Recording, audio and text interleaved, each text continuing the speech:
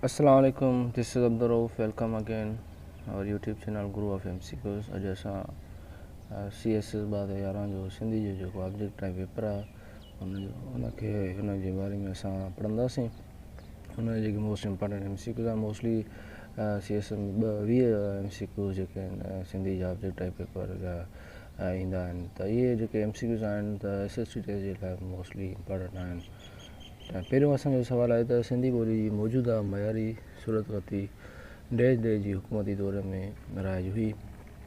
आरगुन में अंग्रेज़ ऐं गलोड़ा त हिन जो बी ऑप्शन सही थींदो। ॿियों सुवाल आहे त किताब सिंधी ॿोली जो लेखक केरु आहे त हिन जो बख्श बलोच मोहम्मद इब्राहिम जोयो सिराज मेमन साहिबु आहे। क्वेश्चन नंबर 3 आहे त सिंधी ॿोली जो अभ्यास जेको आहे कंहिंजो लिखियलु आहे। ग़ुलाम अली अलाना, बेरूमल, चंद अडवाणी, मोहम्मद कासिम बुघियो। त ग़ुलाम अली अलाना छाकाणि त हिन ॿोली ते तमामु घणो कमु कयो आहे। सिंधी ॿोली जो पिणु बुनियाद बि हिन जो लिखियलु आहे। क़ुरान मजीद जो पहिरियों तर्जुमो क्वेश्चन नंबर 4 आहे त देश ॿोली में शाया थियो। हिंदी में, सिंधी में, अंग्रेज़ी में त हिन जो सिंधी ॿोली में शाया थियो। क्वेश्चन नंबर असांजो 5 आहे त सिंधी ॿोली ऐं अदब जी तारीख़ जेको आहे कंहिंजो लिखियलु आहे त हिन जो जेको जवाबु आहे डॉक्टर नबी बख्श बलोच ख़ान जो लिखियलु आहे। क्वेश्चन नंबर असांजो 6 आहे त पाकिस्तान जी ॿोलियुनि में पंजाबी, सराइकी, पश्तो, बलोची ऐं सिंधी मां ॿिन्ही खां वधीक इल्मी ऐं अदबी मवाद जेको आहे डैश ॿोली में मिले थो त इहो सिंधी ॿोली में मिले थो।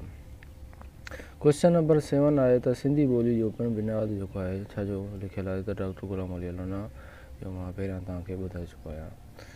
क्वेश्चन नंबर 8 आहे त सिंधी ॿोली जे मुख़्तलिफ़ मुहावरनि या लहजनि मां डैश मयारी तौरु इख़्तियार कयल आहे त इहा सुरीली आहे, लाड़ी आहे, विचोली ॿोली जो लहजो आहे।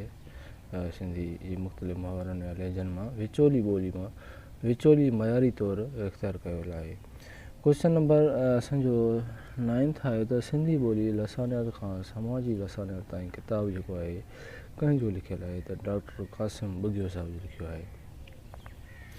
क्वेश्चन नंबर 10 आहे त सिंधी ॿोलीअ जी तरक़ीअ ऐं तरवीज लाइ डैश क़ाइमु कयल आहे। Institute of sindhology, Sindhi language authority, Sindhi अदबी बोर्ड त बी ऑप्शन सही थींदो। मामूअनि जा बैत सिंधी में डैश जे हुकमराननि जे दौर में मिलनि था त इहो क्वेश्चन नंबर असांजो 11 आहे त हिन जो समाजी दौर में मिलनि था।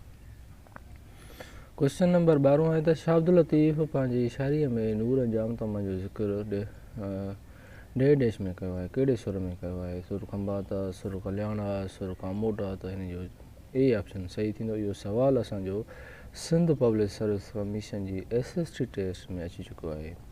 क्वेश्चन नंबर 13 आहे त सिंधी ॿोली जी अहम शाइर जे डैश जे अक्सर शाइरीअ जे किताबनि जा उनवान शाह लतीफ़ जी शाइरी मां खयल आहिनि। तनवीर अब्बासी, शाह लुत्फ़ुल्लाह क़ादरी, शेख हयास त हिन जो सी ऑप्शन शेख हयास सही थींदो। आफ़ताब अदब किताब डैश जो लिखियलु आहे। मौलाना दीनमंद वफ़ाई, हकीम मोहम्मद सेवाणी, मिर्ज़ा खलीज बेग त बी ऑप्शन सही थींदो। क्वेश्चन नंबर 15 आहे त सिंधी लोक अदब ते सभ खां वधीक कमु जेको आहे कंहिं कयो आहे त बिल्कुलु डॉक्टर नबी बख्श बलोच साहिबु जेको आहे कयो आहे। मिर्ज़ा खलीज बेग जो मशहूरु नाविल क्वेश्चन नंबर 16 आहे ज़ीनत डैश ऐं डैश में तर्जुमो थी चुको आहे त उहो उर्दू ऐं अंग्रेज़ी में जेको आहे तर्जुमो जो थी चुको आहे। क्वेश्चन नंबर 17 आहे त 34 दर डैश जो मजमूओ आहे कहाणियूं जो मजमूओ। ईअं बि सुवालु ईंदो आहे त इहो माना इहो जेको ज़ीनत आहे या दलाराम आहे इहो मिर्ज़ा खलीज बेग जो छा आहे? नाविल आहे, कहाणी आहे, ड्रामो आहे, छा आहे? अहिड़े हिसाब सां बि असांजा सिंध पब्लिक सर्विस कमीशन में सुवाल ईंदा आहिनि। जीअं हिते ॾिनल आहे त 34 दर कहाणियुनि जो मजमूओ आहे। क्वेश्चन नंबर असांजो 18 आहे त अदब जा फ़िक्री मुहरक किताबु कंहिंजो लिखियलु आहे? डॉक्टर अलाहदाद बोयो साहिब जो लिखियलु आहे। क्वेश्चन नंबर 19 आहे त किताबनि सां वरियूं दिलियूं जो तर्जुमो कयल आहे। लालचंद अमर ॾिनो साहिब जो कयल आहे। मिर्ज़ा खलीज बेग, सुलेमान शेख त हिन जो ए ऑप्शन सही थींदो। आख़िरी सुवालु आहे असांजो CSS बाद 11 जो पेपर जो कपर थो कुन करे डैश जी शाइरी जो किताबु आहे।